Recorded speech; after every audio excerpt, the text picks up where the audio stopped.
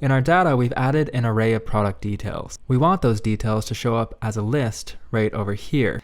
We'll use another view directive to help us create this list. So let's start off with an unordered list, and on this li inside of it, we're going to add that directive. It's called v4, and what it will do is loop over our details array in order to create a list of those details. In the expression, we'll say detail in details, and details refers to our details array in our data. Now in this expression, we'll say detail. This will allow us to display each string from our details array. We refresh and it works. Now let's break this down.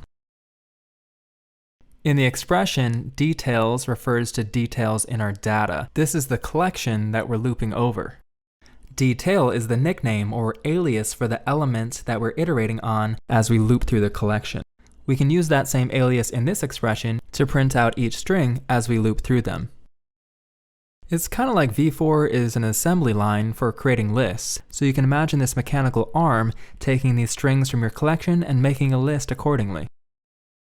What if the collection that we want to render into a list is a little more complex?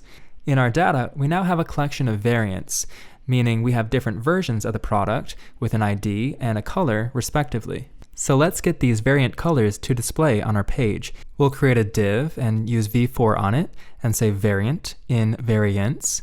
Inside here, we'll use a p tag to display the variant color with dot notation.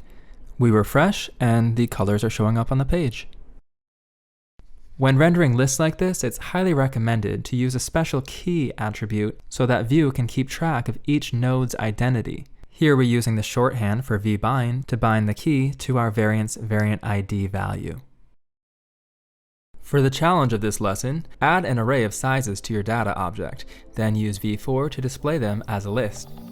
A link to the code playground is below.